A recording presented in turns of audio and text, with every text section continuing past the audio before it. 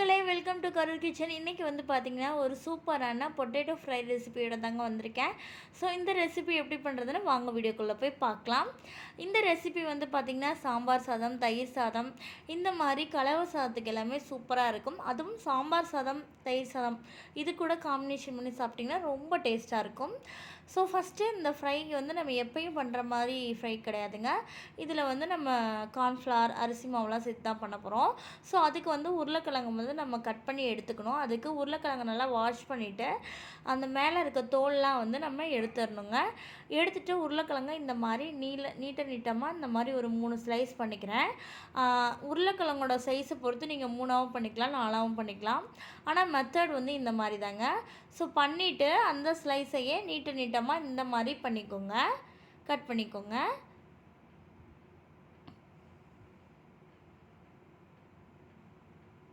So இந்த மாதிரி தான் பண்ணணும். நான் வந்து மீதி இருக்க எல்லா உருளைக்கிழங்குமே பண்ணிவிட்டு காமிக்கிறேன். ஸோ இப்போ பார்த்திங்கன்னா இந்த மாதிரி தாங்க பண்ணணும். ரொம்ப வந்து தடிமனாகவும் இருக்க தேவையில்ல, ரொம்ப வந்து மெல்லிசாகவும் இருக்க தேவையில்ல. கரெக்டாக நம்மளுக்கு வந்து எண்ணெயில் பொரிச்சு எடுக்கும் போது கரெக்டாக அந்த ஃப்ரை ஆகி வர அளவுக்கு இருந்தாலே போதும். ஸோ இந்த மாதிரி தாங்க நான் எல்லா உருளைக்கிழங்கையுமே நல்லா கட் பண்ணி எடுத்துட்டேன். ஸோ இந்த மாதிரி நீங்கள் பண்ணி கொடுத்தீங்கன்னா கிட்ஸ்லாம் நல்லா விரும்பி சாப்பிடுவாங்க. உருளைக்கிழங்கு அப்படின்னாலே நிறைய கிட்ஸ் சாப்பிடுவாங்க. பட் இந்த மாதிரி பண்ணி கொடுத்திங்கன்னா இன்னும் டேஸ்ட்டாக இருக்கும். ஸோ இப்போ வந்து பார்த்திங்கன்னா நான் வரமிளகாத்தூள் வந்து சேர்க்குறேன். வரமிளகாத்தூள் வந்து பார்த்திங்கன்னா நான் ஒரு 1.5 டேபிள் ஸ்பூன் வந்து சேர்த்துக்கிறேன்.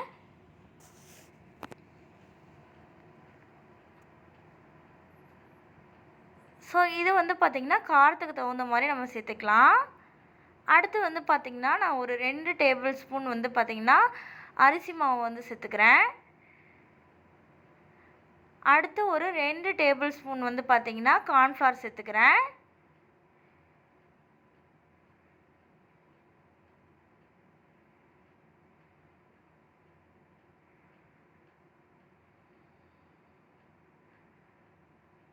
அடுத்து ஒரு டேபிள் ஸ்பூன் இஞ்சி பூண்டு விழுது சேர்த்துக்கிறேன். அடுத்து வந்து பார்த்திங்கன்னா தேவையான அளவு உப்பும் சேர்த்துக்கிட்டேங்க. சேர்த்துட்டு இந்த மாதிரி நல்லா மிக்ஸ் பண்ணிக்கலாம். எல்லாம் அந்த நம்ம போட்டிருக்க மாவு, வரமிளகாத்தூள், இஞ்சி பூண்டு விழுது இது எல்லாமே நல்லா இந்த உருளைக்கிழங்குல ஒட்டுற அளவுக்கு நல்லா இந்த மாதிரி கலந்து விடுங்க.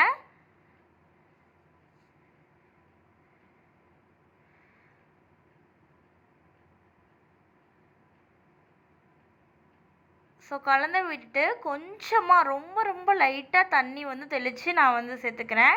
நீங்கள் இந்த தண்ணி தெளிக்காமல் சேர்த்தாலும் ஒன்றும் பிரச்சனை இல்லை. நான் வந்து ரொம்ப வரன்னு இருக்குது, கொஞ்சம் அங்கங்கே மாவு இருக்குது அப்படிங்கிறதுனால சேர்த்துக்கிறேன். நீங்கள் ரொம்ப லைட்டாக சேர்த்தாலே போதும்.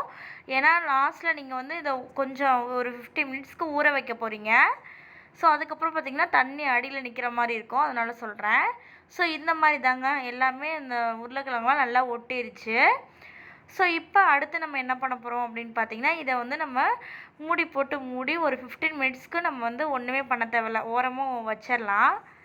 நல்லா கொஞ்சம் ஊறட்டும். இப்போ வந்து பார்த்திங்கன்னா 15 மினிட்ஸ் ஆயிடுச்சு. இப்போ நான் ஒரு கடாயில் தேவையான அளவு எண்ணெய் ஊற்றி அது நல்லா வந்து சூடாக வச்சுட்டேன்.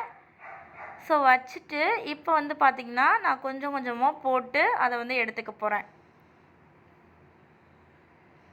ஸோ எடுத்தோன்னே இந்த மாதிரி போடுறப்ப இந்த மாதிரி தாங்க எண்ணெய் நல்லா கொதிக்கும், சவுண்ட் வரும்.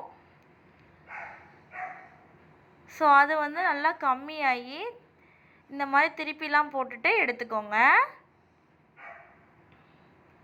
ஸோ இப்போ பார்த்திங்கன்னா இந்த மாதிரி ஒன்றோட ஒன்று ஒட்டி தான் இருக்கும். பட் வந்து நல்லா உடச்சி விட்டிங்க அப்படின்னா உடஞ்சிருங்க.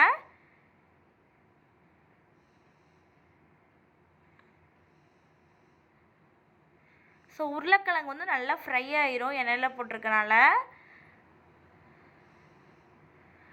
நீங்கள் ரொம்ப ஒட்டிக்கிச்சு அப்படின்னா நீங்கள் இந்த மாதிரி வெந்துட்டுருக்கப்பயே அந்த கரண்டி வச்சு நல்லா தனித்தனியாக இது பண்ணிங்கன்னா வந்துடும்.